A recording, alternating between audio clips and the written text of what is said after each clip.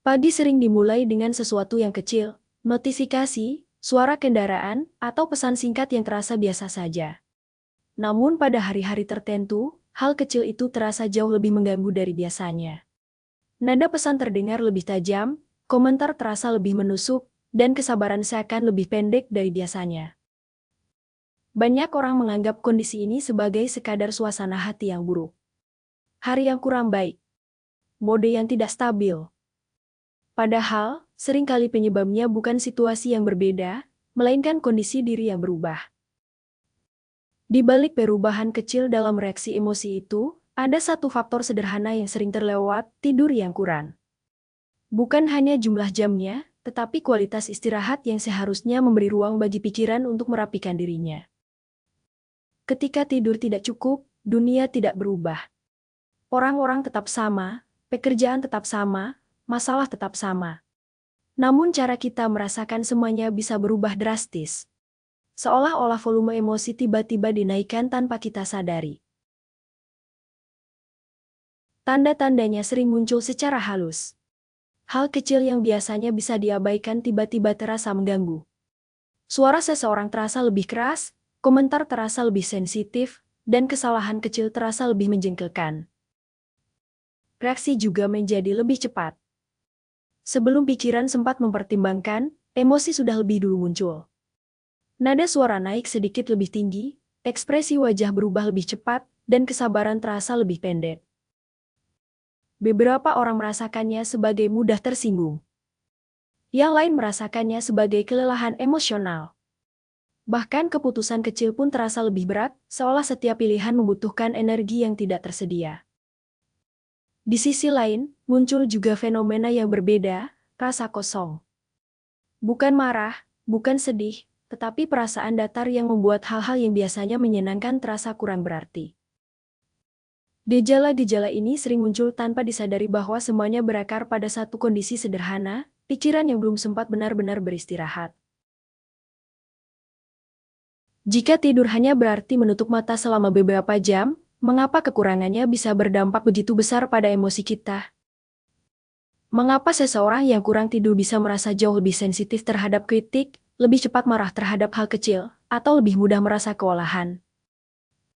Apakah emosi benar-benar menjadi lebih kuat, atau justru kemampuan kita untuk mengelolanya yang melemah? Pertanyaan ini membawa kita pada pemahaman yang lebih dalam, tidur bukan hanya istirahat tubuh, tetapi juga proses pengaturan ulang sistem emosi di dalam otak. Pada lapisan paling terlihat, kurang tidur membuat tubuh kelelahan. Energi berkurang, konsentrasi menurun, dan perhatian menjadi lebih mudah terpecah. Ketika energi mental rendah, kemampuan untuk menahan reaksi juga ikut menurun. Hal-hal yang biasanya bisa disaring oleh kesabaran menjadi langsung keluar sebagai respons emosional. Dengan kata lain, kurang tidur membuat rim emosional menjadi lebih lemah. Reaksi yang biasanya tertahan kini muncul lebih cepat. Namun di balik gejala permukaan itu, ada mekanisme yang lebih dalam. Di dalam otak, emosi banyak dipengaruhi oleh bagian yang disebut sistem limbik, khususnya amigdala yang bertugas mendeteksi ancaman dan memicu respons emosional. Ketika seseorang kurang tidur, aktivitas amigdala cenderung meningkat. Ia menjadi lebih sensitif terhadap rangsangan emosional, seolah-olah sistem alarm di dalam otak menjadi lebih mudah aktif. Di saat yang sama, bagian otak yang berfungsi menyeimbangkan emosi korteks prefrontal menjadi kurang efektif.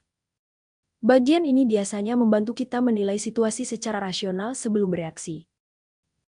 Ketika koneksi antara dua sistem ini melemah akibat kurang tidur, emosi kehilangan penyeimbangnya.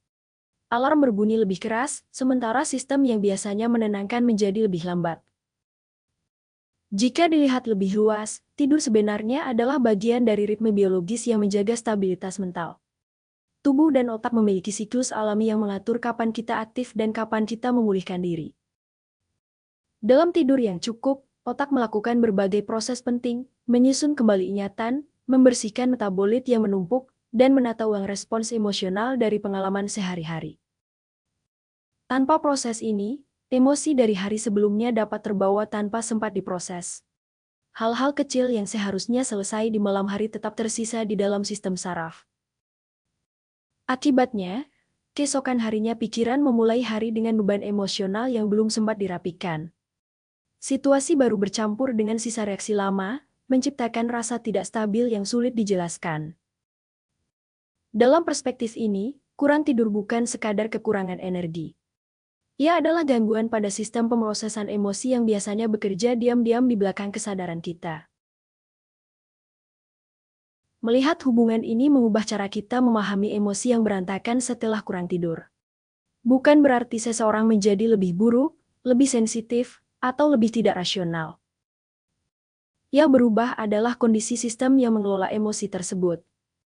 Seperti alat musik yang tidak disetel dengan baik, suara yang dihasilkan bisa terdengar lebih tajam atau tidak harmonis. Tidur, dalam konteks ini, bukan sekadar istirahat. Ia adalah proses penyelarasan ulang antara emosi, pikiran, dan tubuh. Ketika tidur cukup, pikiran memiliki kesempatan untuk meredakan reaksi emosional yang berlebihan dan menata kembali pengalaman hari sebelumnya. Dengan begitu, hari berikutnya dimulai dengan sistem yang lebih seimbang bukan karena dunia menjadi lebih mudah, tetapi karena kita memiliki kapasitas yang lebih stabil untuk menghadapinya. Mungkin karena itulah perbedaan antara hari yang terasa ringan dan hari yang terasa berat seringkali tidak terletak pada apa yang terjadi, melainkan pada bagaimana kita memulai hari itu. Tidur yang cukup memberi ruang bagi pikiran untuk merapikan dirinya sendiri, seperti malam yang memberi kesempatan bagi kota untuk kembali tenang setelah hiruk-pikuk siang hari. Tanpa ruang itu, emosi yang belum selesai tetap berputar di dalam sistem kita, membuat hal-hal kecil terasa lebih besar dari seharusnya. Dan mungkin dari sini kita bisa melihat tidur bukan sebagai waktu yang terbuang, tetapi sebagai proses diam yang menjaga keseimbangan di balik kehidupan yang terus bergerak.